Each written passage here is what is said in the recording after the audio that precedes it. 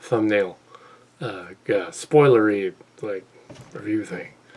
Greetings, this is Kal Kat, the Kal Kat story. It's the 17th of December. 2 days ago, the Spider Man movie came out. I just saw it today. They deliberately made it come out on a Wednesday so that they could say, oh, look, the ticket prices shot up as approached Friday because it was out for 2 days. That's with a bunch of those Marvel movies. As far as they didn't do that with Black Widow. Probably should have.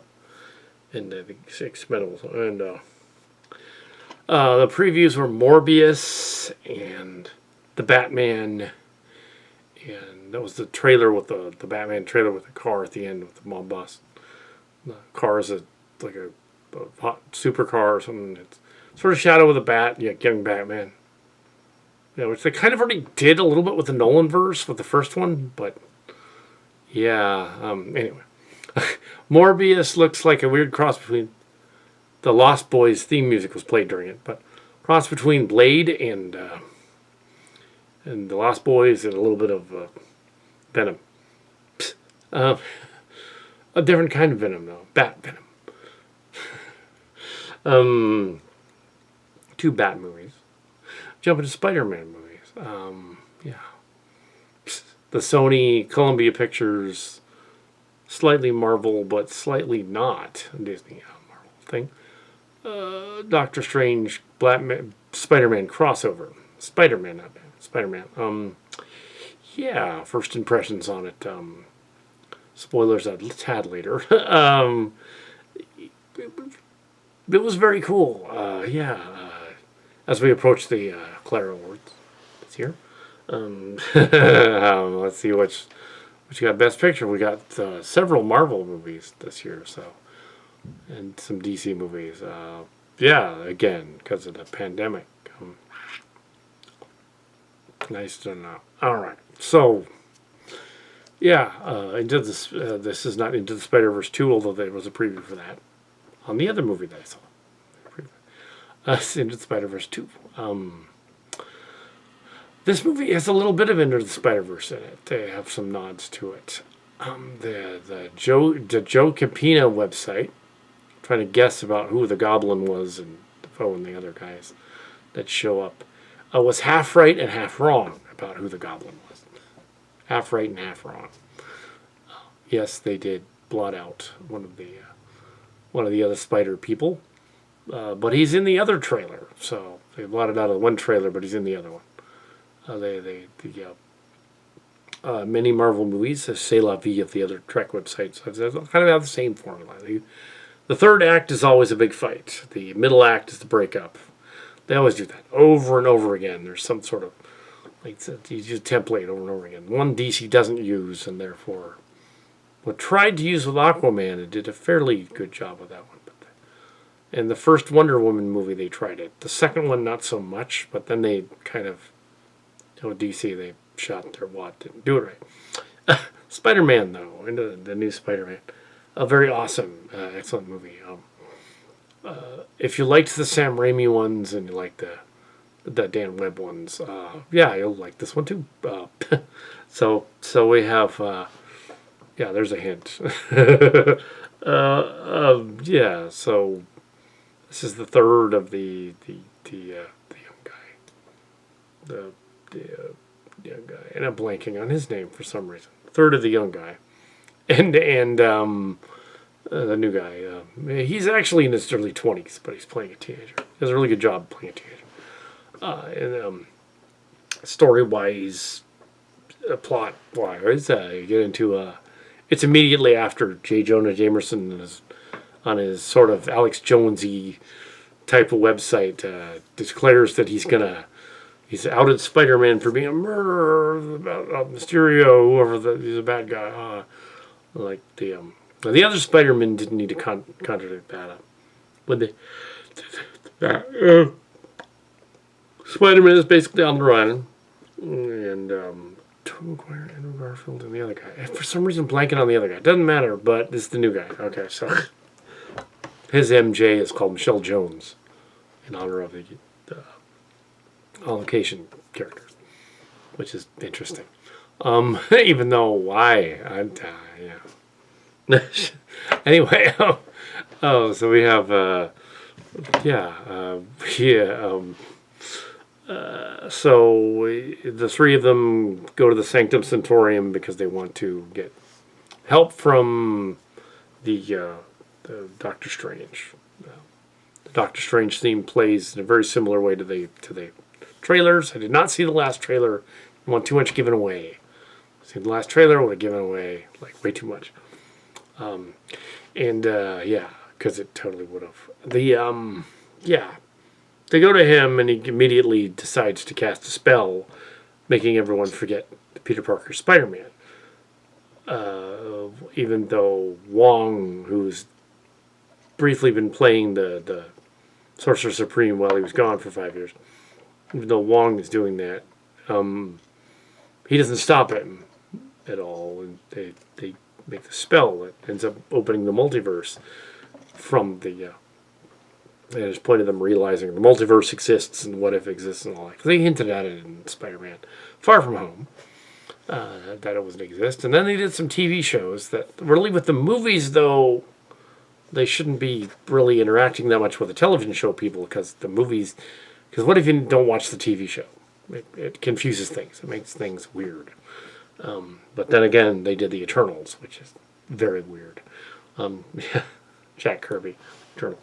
The late Jack Kirby, and now the late Stan Lee, doing Spider-Man. I'm not sure if Stan Lee would have gone for this kind of version of Spider-Man necessarily. Maybe a little convoluted. He tended to be more grounded than Jack Kirby, who was more about giant robot gods and ancient aliens, and because he read Von Daniken and yeah, stuff like that. Von Daniken was not the premier source on Ancient Aliens, but he was the most popular at the time. So, there were others. But yes, Eric Von Daniken. Yes. But yeah, who inspired the TV show. Anyway, I want to get to the Spider-Man. I don't want to get off on a tangent on Ancient Aliens, which is... Anyway. So the Spider-Man thing, it goes wrong. Basically, you can tell that from the trailer. And spoiler. And starts popping in villains that have from the other multiverse villains pop in. In similar way to what Mysterio was trying to do, but faking it, but they're real in this version. And we get Doc Ock, who shows up. They make a joke about his name. Strange. Doc Ock. Otto Octavian Doc Ock. It is the actor who played him. Also, at some point, yeah, Defoe and the Goblin shows up, even though he was killed in the. Also, there was another version of the Goblin in the other one too, as well. The Venom doesn't show up, or does he? The post-credit sequence. Yeah, he's supposed to be in a different Sony universe. What else? And one of the other previews was for Sonic the Hedgehog 2, and they did not screw up the CGI on that. I'll just add that. But Jim Carrey still doesn't really look the part of that guy. He doesn't really. He's got the mustache and the bald head, but he doesn't look like Dr. Robotnik. He just doesn't. Anyway, so the Spider-Man... yeah, they do a lot of allusions to the other movies. They have spoilers. There are some messed up scenes, but they try to fix it, and every time they try to fix it, it's worse. So they try to contain the spell in a box, sort of a Pandora's box. That's not going to work. The Pandora's box, that's not going to work. You'd had those in Canary Space. They don't work that way. But yeah, they're probability engines. Yeah. We wanted to explain how the mighty mothership was able to defeat the bad guys. It's because it had a probability engine in it. It allowed them to essentially magically win. Yeah, very, very Japanese type of idea. The Goya was actually a mechanical device. The warrior spirit of the Korean chi spirit was the Korean version of chi K spirit. But yes, the 10 rings. So we have Spider-Man and trying to erase his past and stuff, and there's a fight between a bunch of them. There's Spider-Man decides that Peter Parker decides that he's gonna fix it so the villains turn back because that might work. I guess he wants the villains to turn back in the spoilers. And really, that's kind of a dumb idea on the offset. They could have just pressed the button and activated the Pandora box and be gone. But he doesn't, and this leads to several tragic events that happen. No, MJ doesn't die. Somebody else does. I'm not going to say it. I'm not going to give away everything, but yes. Fortunately, though, the multiverse spits out other Spider-Men from other timelines. That Spider-Man that defeated the villains gets spit out and they appear. And it's the Garfield one and the other one. And the Tobey Maguire one. The Tobey Maguire one has since become reclusive. The other one's a little less so. The other one lost Gwen Stacy, so there's a parallel to Gwen Stacy later. Doesn't really. Yeah, I'm not giving away that either. It's different. But yeah, it was in the trailer. So the big boss fight at the end is on the Statue of Liberty that's been done over in copper color, like it looked like when it was originally done. I don't know if they can ever do that, but because it's now copper but varnished, so it looks oxidated. I don't know why they would do that, but in this version, it's copperized. I guess yeah. So we have this weird, the Spider-Men team up to fight the three bad guys. We have Doctor Strange twice disappearing in and out of things. We have what appears to be an error. There's like a screen error, like a blooper, actually, if you will. The three of them, the three main ones, are trapped at one point. They're somewhere else, and without any Doctor Strange magic going, or the other dude developing magic powers, one of the characters develops magic powers as well.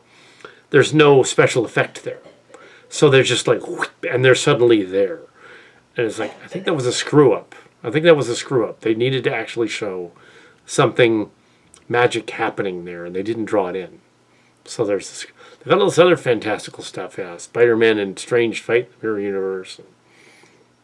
And at one point there's another error, which may be intentional, in which Doctor Strange is going to activate the device. He's going to go over there and do his thing, but then disappears and is replaced by another one that wants to get the device and do things. It looked like he disappeared right out of the shot, like he wasn't there anymore. He's gone. And you'd think that if he's Doctor Strange, he could totally just take the box back from him and go, click, end of story, like 10 minutes toward the end. Just be end right there at 2 hours instead of. If he doesn't have the time stone anymore, but he's got other stuff that he can use to manipulate the universe.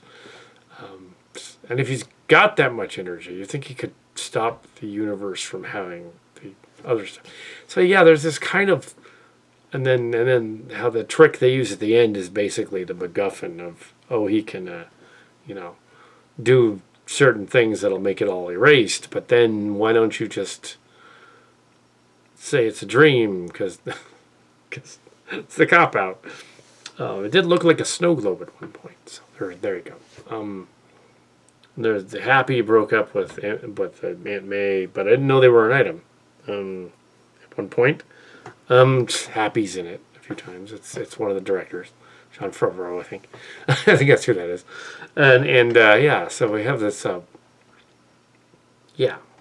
don't want to give it all away. I want you to go see it. 4-star Spider-Man movie. Impressive. As good as Spider-Man 2, perhaps, back in the day. So how they figure things out. At one point, Electro wonders if there was a black Spider-Man out there. The audience is all like, like Miles Morales. Yeah. So that's mentioned in there. They don't show him. But they mention that. So the other characters got some interesting quips in there. There's 3 Peter Parkers all respond to the lab scene. I don't know why they would try to cure the bad guys. That wouldn't make them good. It would just make them not be like powered. It wouldn't change their minds, as they discover with Goblin, who is schizophrenically crazy, and just trying to change him the other way isn't going to make him different. I think they recast the Electro guy, which is why they made him look different. But everybody else is different. I think they recast him. Yeah. But yeah, Electro's in it. So we have, good movie. Good Marvel movie. It's way better than the Eternals, and it's better than Shang-Chi. Shang-Chi was kind of a mess in the middle part mainly. The middle part was kind of messy. Eternals was a mess for like 2/3 of it, and then the ending was kind of cool. But then the space abortion of the celestial god out of the earth was a little weird and taken from Transformers Prime. So I was like, well, that's not very original. Just like, you're gonna take from something. Don't take from Abrams and Kurtzman and Orchie, and don't take it from them. I know they helped out on Spider-Man. I believe Amazing Spider-Man and Amazing Spider-Man 2. They did the other two. That explains that. Don't follow Urchi necessarily. I mean, Urchi's Urchi. Their names were originally on the original Catwoman movie with Halle Berry. They took them off after the Transformers movies came out. They apparently scoured the IMDb and said, like, okay, take our names off of Catwoman. We don't want to be associated with that movie anymore. Their names were on it. They're on the DVD. So they were involved. They just changed it. Alan Smithied their names off of the IMDb part. And any other re-releases. But no, the original, it was them. They did some of the Mission Impossible movies, too. So it wasn't like they were completely incompetent. Just kind of. Yeah. And Mark's Cards mentioned that there's a director's cut of the good Krampus movie. Not the bad one, available. As well as the release of a New York Ninja, which was a rewrite of a movie that was assembled from those also. Anyway, so we have and there's a New Year's thing later. Clara Awards is later. Not sure which movies will get the Clara Awards. I mean, I haven't seen, because it is still it's still pandemic, but still we can go outdoors. We didn't see crappy movies. Didn't want to pay for crappy movies, so there's going to be a worst of necessarily, because, like, what would it be this year? I mean, so we don't really have a worst of, because we didn't go. If a movie sucked, we didn't go see it. We're spending money on something we want to see.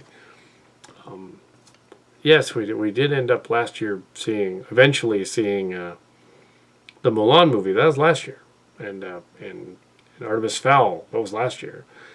They were awful. They truly were awful. Not for the same reasons other people were saying. They were just awful. And I kind of liked the X-Men, that X-Men in the Insane Asylum one, the new Mutants. I kind of liked that movie. It wasn't awful. It was okay. It was mediocre. It was okay. There were parts in it I liked. I'd say it was completely bad, and it had some of the cast in it, so I kind of like it. They did redo the scary mask guy. Anyway, but yeah, sure. It's what it is. It's Spider-Man. Spider-Man movie, yeah. So back to that. Yeah. Go and see it. I don't want to give it all away, because that how that final battle scene that, like in most Marvel movies, kind of went on a little long, and had death-defying weird camera angles, because sure, what's going on. The freeway chase with the octopus guy was cool in the earlier, middle first part of the movie. There was an action scene on side of a building that was very similar to the one in Shang-Chi. That was at one point, I believe, the middle mark of the movie, in which something happens we don't want to give away. But yeah, there's very similar to the Shang-Chi building scene. Although in the Shang-Chi movie, that battle scene was at a slightly different place. But it was actually in the middle as well. Building a scaffolding thing attack. Yeah, and if the floors of the building were that weak that they could knock them through them and come down to the next level, that apartment complex was cheap. Really cheap. Like cardboard. Just the safe house scene was funny. Yeah, so there was a fun scene where they're texting each other on cell phones and they're literally in the same room. That was funny. It's like, where are they? Where are they at? They're like next to it. And the happy guy's like, are you guys going to go to bed? Not with each other, but I can't get any sleep. Oh, that was kind of funny. So they were like next to each other, like texting back and forth. They were clothed. And nothing happened. They didn't boff or anything. And there was a scene where one of the Spider-Men cracks the other one's back, and it looks like they're having a little fun time. So it says, there's your slash fiction of Tobey Maguire and Andrew Garfield. You can take that scene where he cracks his back and he's behind him going, and you can do like a GIF loop and make it look like he's going, he's like boinking him like on the Statue of Liberty. Somebody needs to do that. Not me. I don't know how to do that. Even if I did, I wouldn't do that. But that needs to happen. Somebody needs to do that. Sort of like that Hulk and the Hulk one with the Hulk and the Widow. Somebody needs to do that with Spider-Man. Oh, I love myself, literally, from the other dimension. Oh, I know. So when he cradles the other one at one point, he really cradles. He was like, oh, you're not hurt or anything. I just love you. And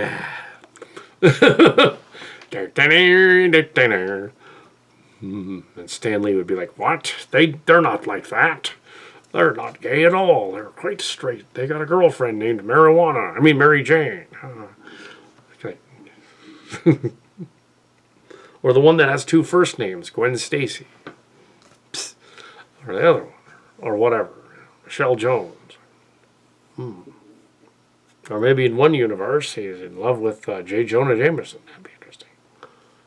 The Tobey Maguire one had a very good J. Jonah Jameson. That guy nailed that part. He nailed it. This one almost does, but not quite.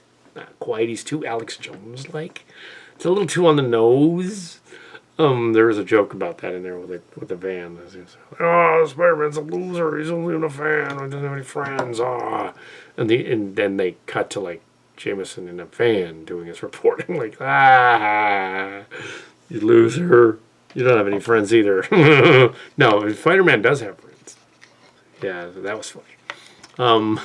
So yeah, the Daily Bugle, and they all want to go to MIT at one point. There's an MIT subplot because they're going to go to college, and it's like, why is it MIT?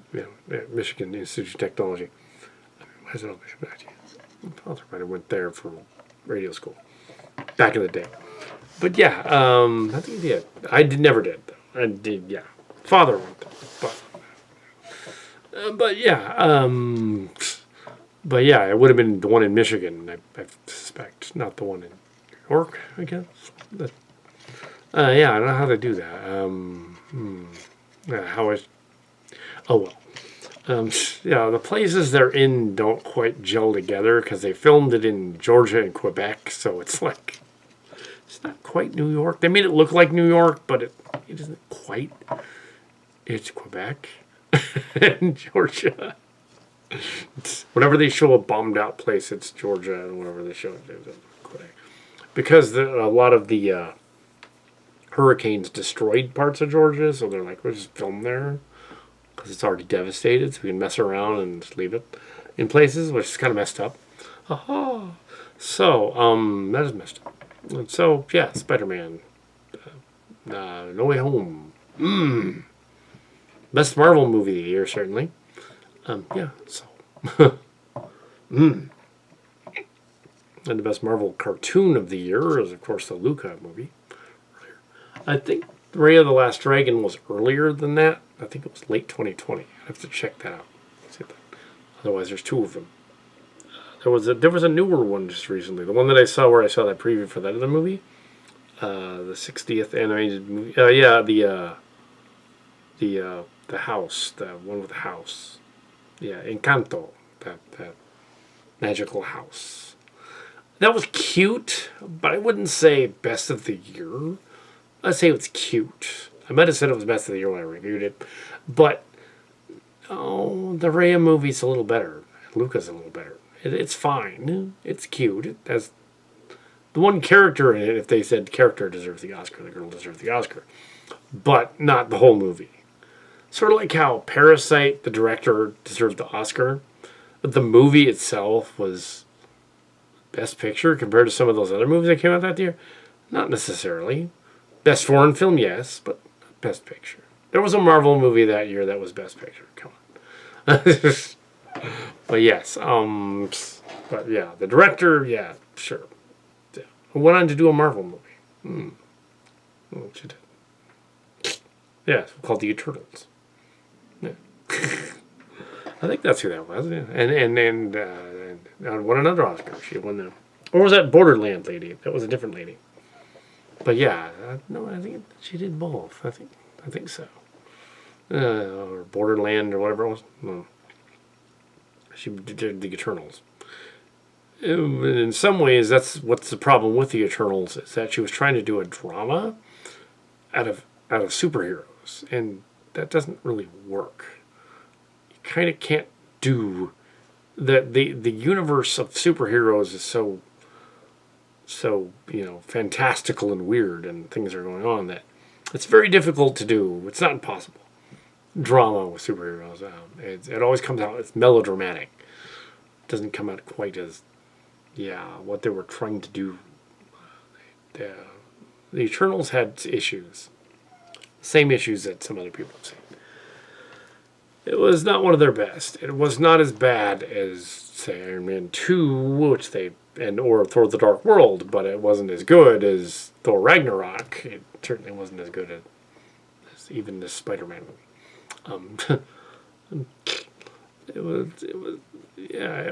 It wasn't bad. It just wasn't, it was just weird.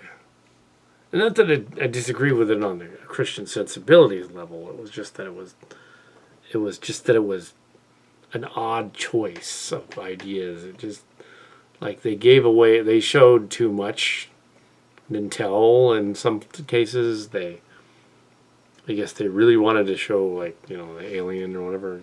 Then they showed him too much. It was like this giant celestial alien god thing showed too much. Anyway, they just showed him too much. Like Thanos, when they first showed him, they just little glimpses of him here and there, and then they bring him out. This movie just decided, oh no, he's there. He just boom there. Like, that's not as interesting. You got to keep the bad guy in the shadows and have him build up their attention. Otherwise, it's a universal god, demigod, alien that can do shit. And it's like, it's kind of a deal breaker. What are they going to do? They're going to fight that thing. Yeah. The Eternals would have to do it. Yeah. Anyways, so the post-credit sequence was a sequence where apparently Venom shows up. But I guess it's the other Venom from the other universe. He shows up at a bar. It appears to be one of the dudes from Ant-Man in the bar. I think that's who it is. And he talks to him, and he doesn't give him a tip, and he gives him a little bit of the Venom stuff as a tip, I guess. Talks to him, and he does the Venom gargly voice. And I've not seen, I don't know if it's canon, but I haven't seen Carnage, the Debbie Carnage movie. I'll have to watch that. Not necessarily in the theater, but I don't necessarily want to pay $30 for it either. It's a Sony movie, so it's not necessarily Disney Plus. Yeah. And so anyways, and the other trailer was the Kal Kat ending. We go all the way to the end. There's a Kal Kat ending. Of course there is. Of course there's a Kal Kat. Not only that, it is literally paraphrased from my ending of WandaVision. I watched my WandaVision reviews and get to the ending of WandaVision. And I was like, you know what's going to happen? WandaVision review. And WandaVision review, you get to the end. And that house where Wanda goes to, she's like talking to the other people. And after also seeing the how it should have ended joke of that Magneto in the background, I thought like, okay, here's what, because I saw that later. So this is before that. WandaVision ends. And I was like, okay, here's what's going to happen for a multitude of... they're going to do a Multiverse of Madness cross thing, mentioning it, the multiverse, and what Strange has done in the Spider-Man movie. Because he's going to do something wrong in the Spider-Man movie. They showed an early trailer indicating that. So I was like, okay, here's what's going to happen. He's going to show up, and she's going to say... She's going to think that he is going to blame her for... Because she's guilty of the town, of the Westfield, the town, in the story. And then he's gonna respond, not interested in the town. I need your help for something I did. And that is exactly what they did in that trailer at the end. I was like, dude. So Marvel is totally on our wavelength. Mark Scards and I's wavelength. Oh my goodness. Mark Scards needs to see this movie. More so than those other two. But probably needs to see the other two too as well, because they've gone on ahead. So he's got to see. You kind of have to see the Eternals, Shang-Chi and the Eternals. And now it's going to be confusing, because now they have those other two movies that you have to have seen to get what's going on later. And the shows are going off in their own direction. I haven't seen any of Hawkeye yet. I'm going to have to binge watch all of Hawkeye now. But yeah, I hear that one's kind of long in the tooth, and the critics don't really like it. Yeah. So anyway, there's my long-winded Spider-Man review. Spider-Man Far From Home. And yes, it does deliver the goodies, the groceries. I must see it again. At some point.